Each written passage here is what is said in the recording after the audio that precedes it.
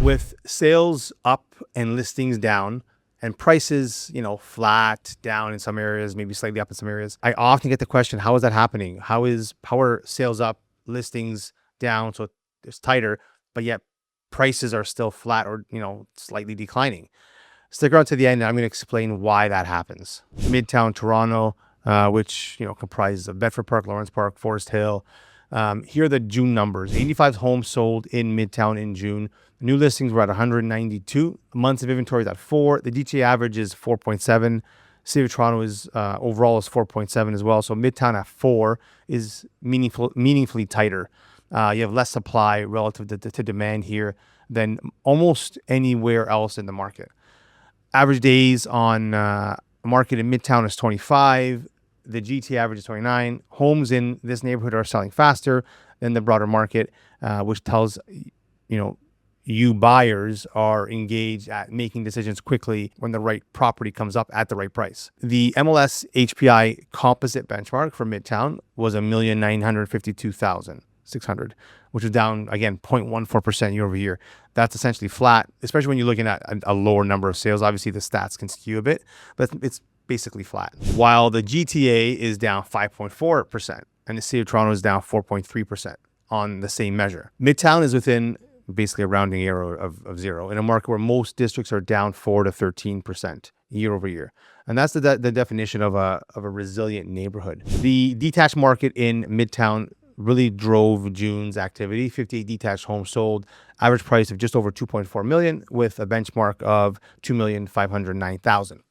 The detached benchmark is down 2.29% year over year. And there is some price adjustment even here, particularly at the higher end. So the sales and listing ratio trend for Midtown is 38.8%, which is above the city average. Condo apartments in Midtown, 17 sales and average around 955,000. The condo segment here is also feeling the broader market softness, consistent with citywide patterns. For buyers in Midtown, the sale to new list ratio is 96%. Average days on market is 25. So you're negotiating, but not dramatically. Tighter inventory means the window is narrower than elsewhere in the city. If you've been watching this neighborhood waiting, that wait is getting more expensive in terms of competition, not less. So for owners, you're in the best performing segment of one of the best performing neighborhoods in Toronto, right? So while most of the city is given back meaningful value, Midtown is holding within a fraction of last year's prices. So let's look at the macro picture here. And there's actually some improvement here worth noting. The Bank of Canada overnight rate is at 2.3%, held flat at the June announcement. Prime rate at 4.5%. Mortgage rates on a 5-year fixed, you get it in the low 4s right now. The Toronto employment picture improved in May. Unemployment rate came down to 7.6% from 8.1 last month, and employment actually grew 0.7%.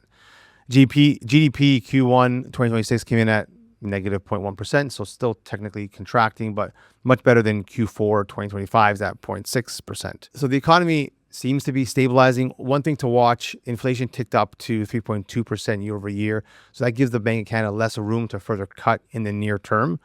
So the rate environment is likely stable, not dropping further significantly, which means buyers should expect materially cheaper financing in the next few months. The setup, I guess, improving employment, stabilizing economy, stable rates, tightening supply. That's the combination that drives the second half story that Treb is calling. So what does June tell us about where we are now for buyers? So for buyers, it looks like the window is slowly closing, not dramatically and not yet. You still have negotiating room. Average days on market is still 29 in the broader GTA, and sellers aren't in a panic. But every month of data in 2026 has pointed in the same direction. More sales, fewer listings, less inventory. Prices beginning to stabilize. June added a month over month price increase to that list. The trajectory is seems to be clear. Treb is calling for renewed price growth in the second half. If that's right, the buyer who moves in July or August is in a better position than the one who waits until the fall, maybe. For sellers, this is the best market read we've had in probably 18 months. The rate of price decline is shrinking every month. Sales momentum is building. If you've been waiting for a clear signal before listing, this is about as clear as it probably gets. Price it right for current conditions and your moving product. The cost of waiting another few months may be that you're listing into a market with more competition from other sellers who read the same signal. Why are prices still falling? Supply down, demand up. Basic economics says prices should be rising. So, what's going on? And it's a great question. And the answer tells you more about where this market is actually headed than the headline numbers do. So let me walk you through that. So the key concept is this: sales volume and listing counts are leading indicators. Prices are a lagging indicator. They respond to conditions, but with a delay, sometimes months. And right now we're sitting in that delay window. Conditions are changing. Prices just haven't caught up yet. So let's go through the reasons why this happens. So reason number one. First, the inventory picture is less tight than it looks on paper. Yes, active listings are down year over year, and that sounds meaningful, but the number of homes still available across the GTA is still quite substantial. In a genuinely tight market, that number is 10,000 to 12,000. The year-over-year comparison looks, good. The absolute level is still high. As long as buyers have real alternatives, they negotiate. And as long as buyers negotiate, sellers accept, right? That dynamic keeps prices moving, sideways or down even as the trend improves. So reason number two, the key market ratios haven't really crossed the threshold yet. The sales to new listing ratio is still below 40%. And that's technically a buyer's market. Months of inventory, depending where you are, was still in the mid fours. Prices typically don't start rising until that number falls below 4, and they don't accelerate until it's below 3. So we're headed in the right direction, but we haven't crossed into seller's market territory yet. And until we do, sellers don't have the leverage to hold firm on price. Reason number three, sellers price based on recent comparables, and those comparables reflect Q 2025 numbers and Q1 2026 numbers, a weaker market. Even as conditions get better today, it takes 3 to 6 months of new transactions to shift expectations. Sellers need to see it happen around them before they have the confidence to hold their number. So reason number four, there's still a pipeline of sellers who are pricing to move, not to maximize.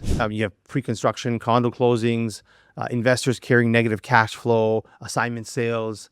Like, these transactions are happening at discounted prices, and they become the comps that set the ceiling for what everyone else can ask.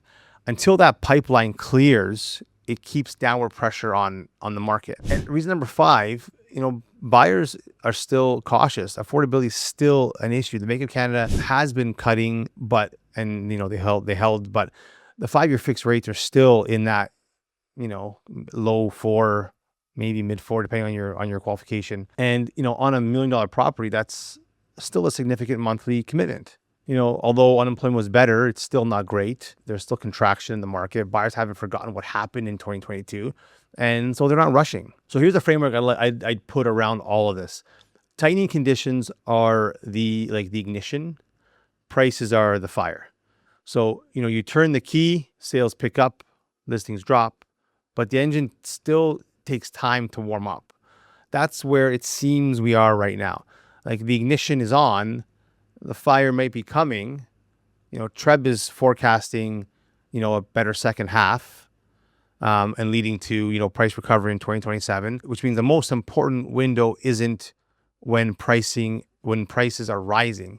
It's probably right now, in that gap between the signal and the outcome. Because by the time recovery is visible, the opportunity is gone. And that's not intended to rush anybody. It's just kind of the way it works. If you're in Midtown Toronto, Bedford Park, Lawrence Park South, North, Yonge and Egg, and you want a straight read on what your home is worth or where the opportunity is as a buyer right now, reach out. DMs are open. Link is in the bio or in the description. I'm in this neighborhood every day. Talk to you soon.